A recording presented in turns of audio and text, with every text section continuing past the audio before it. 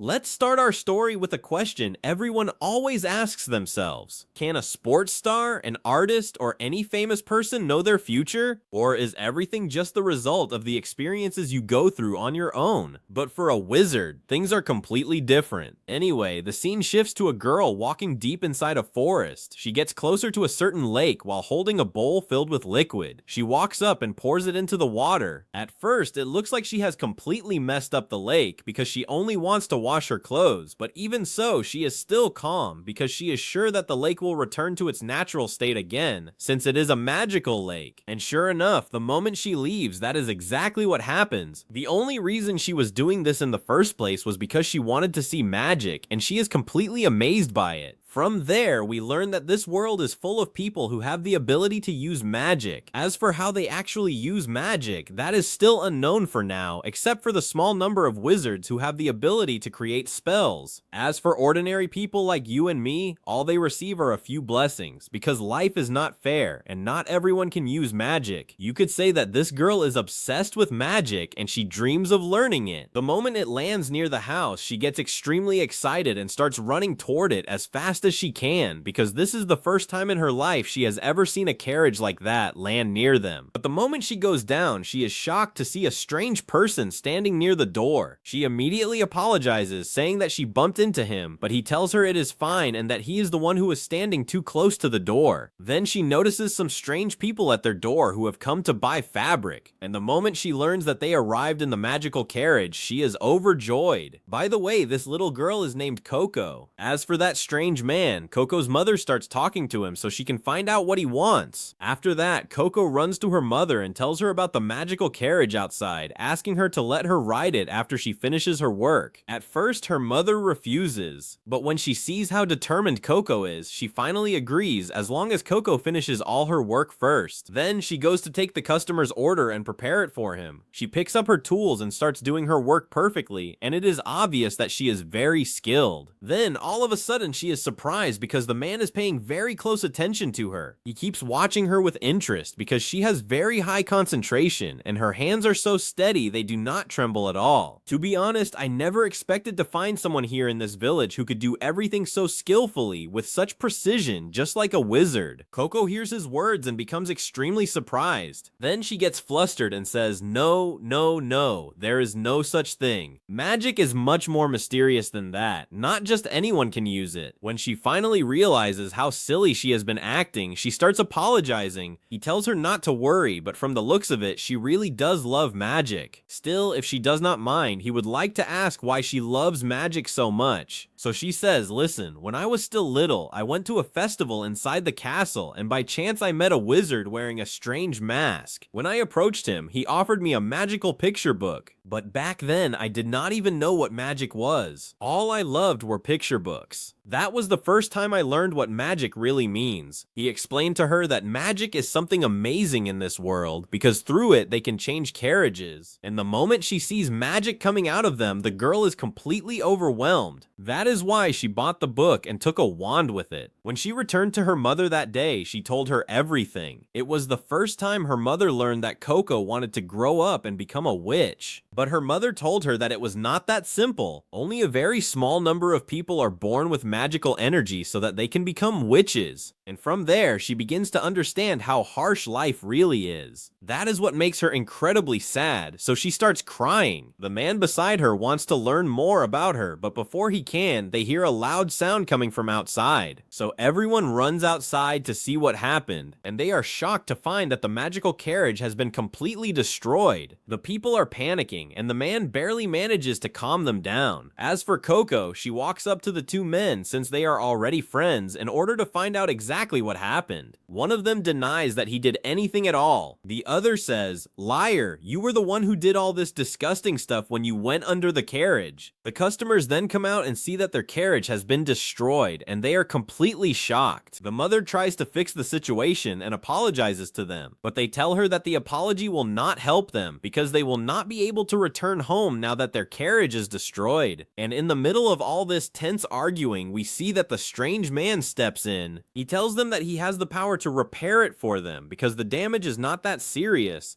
Of course, everyone is surprised. She asks him who he is. He apologizes because he had not introduced himself from the start. Then he takes off his hat and we realize that he is a wizard. His name is Caffrey. Then he grabs the wheel and shows that he can repair it. But Coco goes up to him and says it is fine, he can use their workshop. That is what makes her so excited, because now she gets to watch a real wizard and see how he casts spells. After a few moments, we see that she is sitting in front of the door of the house because the wizard was careful and told her that she was not allowed to go inside. The only thing she could do was watch from outside. She tells herself that this is the first time she has ever been in a situation like this. Why should I not be allowed to see it? Yes, this world is full of magical energy, but we still do not know the way to use it because it is a secret and only wizards know how to do it. Her curiosity becomes unbearable and she wants to discover that secret for herself. Then she notices the two foolish guys sneaking toward the workshop, so she runs after them until she catches them. She asks them what exactly they are doing, but they do not care about her, and instead of stopping them, she ends up joining them. She opens the window and climbs up because a curtain is blocking the view. Those two guys are about to go down, but do you think our girl will give up? Absolutely not. She climbs up the house and comes down through the upper window. Then she takes her book and keeps going until she reaches a spot where she can watch from there. For her, this is a psychological battle because he warned her that she must not watch. And even so, she still wants to see it. But curiosity, my friend, what can we do about curiosity? So she decides to take a look, and she manages to watch the wizard while he is writing the spell onto the broken wheel. Let me tell you, the girl is literally over the moon the moment she sees his real skill. She is also surprised that he uses a pen instead of a magic wand. That makes her wonder whether the magic he uses is different from traditional magic. After a short while, he finishes the spell and the carriage becomes good again. After that, the wizard starts talking to Coco. He realizes that the carriage is done, and when he does not hear a response from her, he decides to go up to her because he is a bit surprised. Yes, he finds her waiting there, but she is completely messy and covered in dust. After the carriage is fixed, the customers take it and decide to leave the place. At the end of the day, everyone finishes what they have to do, and the wizard decides to leave too. Then Coco admits that she loves magic far too much. Honestly, I was very worried that you might say you wanted to go away with that wizard because she had lost her mother to illness and did not want to lose her too. Here she reassures her and tells her that there is no way she would ever leave her alone. Then they return home to continue their normal life. After dinner, everyone checks on how the others are doing, and then each of them gets ready to go to sleep. But the mother stops Coco because she wants to tell her something. Yet at the last moment, she hesitates. When Coco goes up to her room, she starts remembering what her mother said, and she wonders why she said she was afraid Coco might want to leave with the wizard. Then she reaches for the magic wand she bought when she was little. She notices a small cover, and when she lifts it and opens the booklet, the surprise is that it is actually a picture book. And then she understands her mother. She realizes that no matter what happens, she will not go anywhere else. So she grabs her papers and keeps planning and writing through almost the entire night until she finally reaches a certain pattern. She manages to complete it, but she is surprised that nothing happens. That makes her feel frustrated. Still, she knows that this is the truth, because of course this thing is not going to be easy. When we look again at the spell she created, we discover that it is still incomplete. There is a tiny missing point. The moment a drop of ink lands on that spot, the surprise happens. The magic circle is completed, and it starts to activate right in front of her. Of course, when Coco sees this, she is overjoyed. She starts jumping from happiness because she has finally managed to use magic. But while she is jumping around happily, she starts to worry a little. She has now discovered the magic that all the others were hiding, and if that wizard finds out what she did, he will definitely be angry with her. But even that guilt does not stop her from continuing, so she keeps drawing. We leave her there for a moment and go to the wizard, who is actually asleep deep in the forest, thinking about what Coco said to him. She was able to get a magical picture book when she was little. Then all of a sudden he wakes up as if he has realized something serious. On Coco's side, she is still continuing and has now managed to create a fire spell. After all the mess she makes, she begins to understand a little about picture spells and how they work. She realizes that the big spell is always stronger than the small one. So as for the spell she is able to master, it is obviously better than the crooked drawings. And in order to draw that big spell, she takes the spell book and puts a sheet of paper on top of it, then traces the spell. That will make things much easier for her and help her master it faster. So she decides to choose a complicated spell and begins drawing it, and the moment she finishes, we are shocked to see someone appear behind her. He immediately grabs her and takes her outside the house. It is the same wizard from the morning. The spell starts activating right away, and he uses his magical power to fly into the air and get as far away as possible. Then he grabs her angrily and asks her what kind of spell she drew. She tells him, "Why are you getting angry at me? I do not even know what spell I drew. I just picked one and started drawing it." Then she notices that her mother starts looking for her, and the house begins to shake as if something terrible is about to happen. Of course, Coco is terrified for her mother and calls out for her to run away, but it is already too late because the ice literally swallows her completely. As for the wizard, he is shocked because the spell that was activated is actually forbidden magic. Coco is furious now, and she tries to get away from him because she wants to go down to her mother, but he does not want to let her go because she might be in danger below. The girl keeps hitting him until she finally breaks free from his grip. But before she can hit the ground, we see that the wizard catches her. Coco is now completely broken as she watches her mother suffering in front of her because of the magic she used. Then we see the wizard moving her away from the place as quickly as possible. The girl is devastated and apologizes because she did not know any of this. The wizard tells her that this is normal. Then he starts explaining the secret of magic to her. All you need are a few magic circles and a certain kind of ink, and then anyone can use it. Now that you have discovered all of this, I have to erase your memory so this never happens again. But Coco refuses because if she forgets everything she remembers, she will not be able to save her mother. She had already memorized every magical design in the book from the beginning. Then the wizard realizes that if he erases her memory now, he will not be able to reach the people who gave her the book in the first place. So he starts talking to her and tells her that there is only one way for them to save her mother. They must find the same book and the same spell she used so they can break it. The girl breaks down and starts crying, begging him not to erase her memories. She says she is ready to do anything if it means saving her mother. Then the wizard reveals the full truth to her. If a person manages to discover this secret, they cannot forget it. That is why he decides to teach her and protect this secret. And from that moment on, Coco changes completely. She officially becomes a wizard now. Time passes and we see Coco sleeping soundly. Then she wakes up, shocked to find herself inside a magical carriage. The wizard tells her that he summoned it because the distance was long and she wanted to sleep. He says we are almost there now. Then he points her toward his workshop, which is completely isolated. He also explains that this is the school where she will learn. When they land on the ground, he tells her that he planted some seeds around the house.